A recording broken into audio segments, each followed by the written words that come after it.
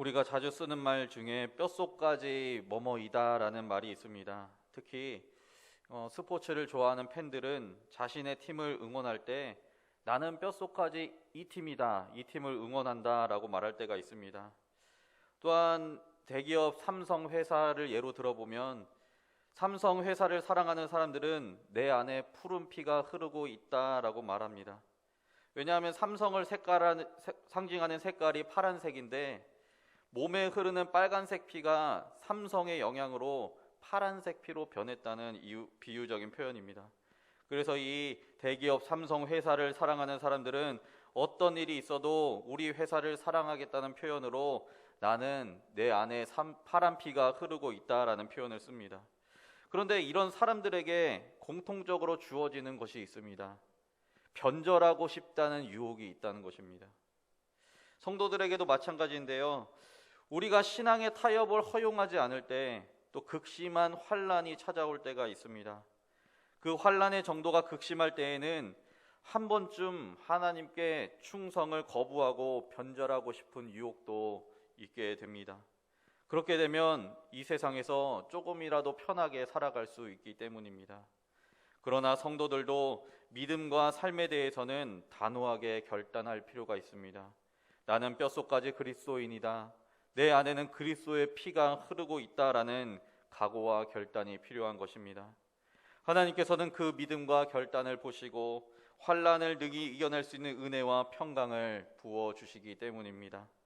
오늘 본문에서도 그 은혜를 경험한 뼛속까지 그리스도의 피가 흐르고 있는 인물들이 있는데 바로 다니엘의 세 친구들이었던 것입니다. 느부갓네살 왕은 다니엘을 통하여 자신의 꿈을 계시하시고 해석해 주신 하나님의 놀라운 일을 경험했음에도 교만한 마음으로 행동하기 시작했습니다. 하나님께서는 느부갓네살 왕에게 한 신상의 꿈을 보여주시고 그 신상의 머리가 금으로 되어 있는데 그 금으로 된 머리가 바벨론 제국이라는 해석을 받았습니다. 그런데 각종 금속으로 된 신상이 손대지 아니한 돌 하나에 파괴될 것인데 이 세상 나라들을 다 무력화시키고 하나님이 세우시는 영원한 메시아 나라가 도래할 것임을 꿈으로 알려주셨습니다.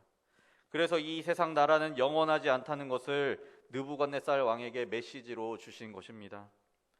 그런데 이 바벨론의 느부갓네살 왕은 그 꿈에 대한 내용을 듣기에 좋은 것만 취사 선택했습니다. 결국 금으로 된 거대한 신상을 바벨론 지방의 평지에 세우기 시작합니다. 오늘날로 할 것 같으면 아파트 9층 높이에 해당하는 거대한 신상을 세우는데 이것이 너무나 거대하고 위협적으로 다가와서 사람들이 그 신상에 굴복하지 않을 수 없을 정도로 자신의 위용을 떨치는 신상이었던 것입니다. 그래서 그 신상의 낙성식을 할 때 모든 백성들을 소집하여서 각종 악기 소리가 울려 퍼지면 그 신상 앞으로 나아가 절을 하라고 명령했고 절을 하지 않으면 풀무불에 집어넣어 태워 죽이겠다는 위협을 가한 것입니다. 그러나 다니엘의 세 친구는 왕의 그 명령을 거절했고 느부갓네살 왕이 재차 기회를 주었지만 이 일에 대해서 대답할 필요가 없다고 딱 잘라 말하고 하나님이 만약에 살아계신다면 풀무불 가운데에서 능히 건져내실 것이고 또 그렇게 하지 않으실지라도 절하지도 않을 것이라며 강력하게 결단했던 것입니다. 느부갓네살 왕이 다니엘의 세 친구들에게 재차 명령할 때에 노하고 분한 마음을 겨우 삭히면서 재차 명령했지만 다니엘의 세 친구들이 꿈쩍도 하지 않고 자신의 그 결단을 피력하자 느부갓네살 왕은 삭혔던 분을 다시 터뜨리고 있습니다. 오늘 본문 19절 말씀에 이렇게 말씀하고 있습니다. 느부갓네살이 분이 가득하여 사드락과 메삭과 아벳느고를 향하여 얼굴빛을 바꾸고 명령하여 이르되 그 풀무불을 뜨겁게 하기를 평소보다 7배나 뜨겁게 하라 하고라고 말하고 있습니다. 한 차례 느부갓네살 왕이 맹렬한 풀무불에서 능히 너희를 내 손에서 건져낼 신이 누구이겠느냐라고 말하면서 교만함을 나타낸 바가 있는데 그 말을 지켜내기 위하여서 분노에 찬 행동으로 풀무불을 7배나 뜨겁게 한 것입니다. 이 7배나 뜨겁게 한 풀무불의 강도가 얼마나 셌던지 다니엘의 세 친구를 결박하여 풀무불로 인도하는 자들을 근처에만 가도 태워 죽일 정도로 뜨겁게 달궈놨던 것입니다. 7배나 뜨겁게 할 풀무불 가운데 다니엘의 세 친구가 마침내 그 풀무불 가운데로 떨어지게 된 것입니다. 23절의 말씀에 보시면 이 세 사람 사드락과 메삭과 아벳느고는 결박된 채 맹렬히 타는 풀무불 가운데에 떨어졌더라라고 말씀하고 계십니다. 그렇다면 오늘 본문에서 이 풀무불의 역할은 무엇입니까? 다니엘의 세 친구의 행동은 분명히 하나님께서 기뻐하실 만한 행동이었던 것입니다. 하나님께서 제정해 주신 10계명의 1, 2계명을 따라 오직 하나님만을 섬기려고 했고 우상에 절을 하지 않았기 때문에 하나님께서 보시기에 기뻐하실 만한 일이었습니다. 그런데 그렇게 믿음으로 결단했지만 다니엘의 세 친구들에게 준비된 것은 뜨거운 풀무불이었습니다. 그 풀무불에 이 세 친구들이 떨어지게 된 것입니다. 오늘 본문에서 나타난 풀무불은 하나님의 형벌이 아닙니다. 하나님을 향한 믿음의 결단을 했는데 하나님께서 풀무불에 어려움을 주셨던 것이라면 그 어느 누구도 하나님을 믿지 않았을 것입니다. 이 믿음에 대한 결과가 풀무불이라면 그 어느 누구도 하나님을 따르지 않았을 것입니다. 그런데 다니엘의 세 친구는 풀무불이 준비된 것을 알고도 느부갓네살 왕이 만든 신상에 절하지 않고 하나님만 섬기겠다고 믿음의 결단을 한 것입니다. 그렇기 때문에 오늘 본문에서 풀무불의 정체는 바로 세상이 주는 환난인 것입니다. 그것도 7배나 뜨겁게 한 풀무불은 환난 중에서도 극심한 환난을 나타내는 것입니다. 곁에 있는 사람들을 태워 죽이고도 남는 환난, 그리고 사람이 견디기 힘든 극심한 환난이 바로 오늘 본문에서 나타나는 7배로 뜨겁게 한 풀무불인 것입니다. 그러면서도 오늘 본문의 풀무불에 나타난 진리가 있습니다. 그 진리가 두 가지로 나타나는데 첫 번째는 하나님을 향한 믿음의 결단으로 살아가는 자들에게 주어지는 세상의 환난이 바로 풀무불입니다. 이것은 빛과 어둠이 대치되는 요소입니다. 빛 대신 예수 그리스도를 따르기 위해서는 결단하는 자들에게 주어지는 어둠의 방해가 바로 풀무불입니다. 느부갓네살 왕은 오늘 본문에서 사탄의 전형적인 모습을 가지고 있습니다. 자신의 뜻에 굴복하지 않으면 분을 내고 자신의 권력을 과시해서 신실한 자들을 무너뜨리려고 하고 있습니다. 자신이 세운 신상, 자신의 명령에 굴복하지 않으면 풀무불을 준비했고 계속되는 강요와 명령에 굴복하지 않으면 풀무불에 떨어뜨리는 환난을 성도들에게 안겨주는 것입니다. 또한 두 번째로 풀무불은 성도들에게 이 풀무불은 결과가 아니라 과정이라는 것입니다. 세상의 수많은 사람들은 이 풀무불과 같은 환난을 결과로 받아들입니다. 이런 삶을 살았더니 이런 결과가 일어났다는 식으로 받아들인다는 것입니다. 이와 같이 하나님을 향한 믿음으로 살았더니 결과가 7배나 뜨거운 풀무불이었다면 누가 하나님을 믿고 신앙생활하고 싶겠습니까? 예수를 믿었더니 믿음의 결과가 극심한 환난뿐이라고 받아들인다면 예수를 믿는 것이 무엇이 소용이 있겠습니까? 다니엘의 세 친구가 풀무불을 눈앞에 두고도 하나님을 향한 믿음을 버리지 않은 것은 풀무불이라는 이 환난이 믿음에 대한 결과가 아님을 알았던 것입니다. 끝이 아님을 알고 있었기 때문에 다니엘의 세 친구는 그 믿음을 굽히지 않았던 것입니다. 오늘 본문 바로 직전에서도 다니엘의 세 친구는 풀무불이 끝이 아니라 과정임을 고백하고 있습니다. 17절 말씀해 보시면 왕이여 우리가 섬기는 하나님이 계시다면 우리를 맹렬히 타는 풀무불 가운데에서 능히 건져내시겠고 왕의 손에서도 건져내시리이다 라고 고백합니다. 다니엘과 세 친구는 풀무불로 죽는 것이 아니라 하나님께서 승리를 주시고 그 가운데에서 건져내실 분이심을 믿고 있는 것입니다. 느부갓네살 왕과 같이 하나님을 믿지 않는 사람들 그리고 사탄은 이 풀무불과 같은 환난을 결과로 생각하고 있습니다. 그래서 자신의 뜻에 굽히지 않으면 죽이면 그만이라고 생각합니다. 환난은 곧 죽음이라고 생각하는 것입니다. 그렇기 때문에 강력한 풀무불로 성도들을 넘어뜨리려고 하는 것입니다. 그러나 우리가 기억해야 할 것은, 또 오늘 본문에 나타난 것은 아무리 극심한 풀무불이라도 성도들에게는 끝이 아니라 과정이라는 것을 기억해야 합니다. 풀무불이 결과가 아니라 과정이라는 것이 오늘 본문에 두드러지게 나타나게 됩니다. 사실 오늘 본문의 하이라이트는 풀무불에 떨어진 것이 하이라이트가 아니라 풀무불의 환난 가운데에서도 평안했다는 것이 바로 절정의 순간인 것입니다. 느부갓네살은 분노에 가득 차서 다니엘의 세 친구들을 풀무불에 빠뜨렸고 타들어가는 광경을 관찰했음을 오늘 본문에서 알 수 있습니다. 24절의 말씀해 보시면, 그때 느부갓네살 왕이 놀라 급히 일어나서 모사들에게 물어 이르되 우리가 결박하여 불 가운데 던진 자는 세 사람이 아니었느냐 하니, 그들이 왕에게 대답하여 이르되 왕이여 올소이다 하더라 라고 말하고 있습니다. 느부갓네살 왕은 풀무불에 빠진 다니엘의 세 친구를 관찰하면서 놀람을 금하지 않을 수 없었습니다. 분명히 세 사람을 풀무불에 빠뜨렸는데 느부갓네살 왕의 눈에 보이는 것은 세 사람이 아니라 네 사람이 보였고, 결박되지 아니한 사람 네 사람이 보인 것입니다. 25절 말씀해 보시면, 왕이 또 말하여 이르되 내가 보니 결박되지 아니한 네 사람이 불 가운데로 다니는데 상하지도 아니하였고 그 넷째의 모양은 신들의 아들과 같도다 하고 라고 말씀합니다. 느부갓네살 왕이 헛개비를 본 것이 아닙니다. 느부갓네살 왕은 지금 이 상황을 제대로 보고 있습니다. 자신의 위용과 교만을 드러내는 느부갓네살 왕의 눈을 하나님께서 열어주셔서 세 사람이 아닌 네 사람을 보게 하셨습니다. 그 넷째의 모양이 신들의 아들과 같은 형상을 하나님께서 제대로 보게 하신 것입니다. 네 번째 사람, 신들의 아들과 형상을 가진 자는 바로 환난 속에서도 다니엘과 세 친구들에게 평안을 베푸는 존재로 나타납니다.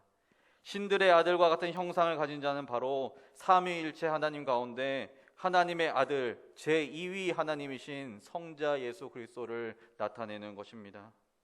하나님의 아들 예수 그리스도께서 극심한 풀무불의 환난 속에서도 평안케 하시는 은혜로 감싸 주신 것입니다.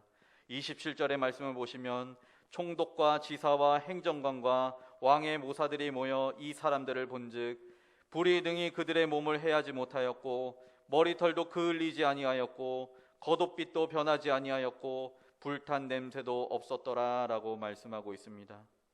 머리털 한 가닥도 그을리지 않게 하나님께서 보호해 주신 것입니다.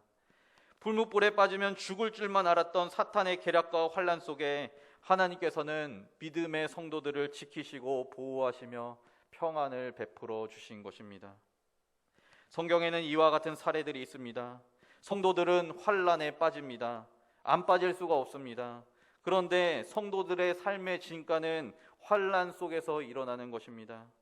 요셉과 같이 노예로 팔려가 노예의 신분 가운데에서도 주인의 집을 관리하는 관리자의 형통을 맛보았고, 또 믿음으로 살다가 감옥으로 더 내려가는 환난에 빠졌지만 그 가운데에서 또 하나님께서 형통하게 하여 주셔서 죄수가 죄수를 관리하며 이 환난을 견디고 이기게 하셨습니다. 또 애굽 사람들을 제치고 죄수의 신분에서 애굽의 총리가 되는 형통함도 하나님께서 맛보게 하신 것입니다. 예수님의 공생의 기간도 보시면 사방이 거센 풍랑이 일고 있을 때 풍랑으로 인해 배가 뒤집힐 것 같은 환경에 처해도 예수님께서는 그 배 안에서 평안히 주무시는 모습이 있습니다. 제자들이 다급하여서 예수님을 깨우자 예수님께서는 제자들의 믿음이 작은 것을 야단치시고 바람과 바다를 꾸짖으시니 이 바람과 바다가 잔잔하게 되는 역사가 일어나게 된 것입니다. 불무불과 같은 환난 속에서 그 안에 하나님이 계시게 되면 환난은 끝이 아니라 우리를 연단시키는 과정이 되는 것입니다. 그래서 로마서 5장에 환난은 인내를, 인내는 연단을, 연단은 소망을 이루게 하신다라는 말씀이 있는 것이고, 환난을 통하여서 인내와 연단, 소망을 바라보게 하는 통로가 바로 하나님의 아들 예수 그리스도라는 것입니다. 오늘 본문에서 다니엘의 세 친구는 풀무불이 이 인생의 끝이 아니라는 것을 본 것입니다. 풀무불은 이 세상의 관점에서는 끝일지 몰라도 풀무불 이후에 거하게 될 하나님의 나라를 오늘 본문에서 소망하게 된 것입니다.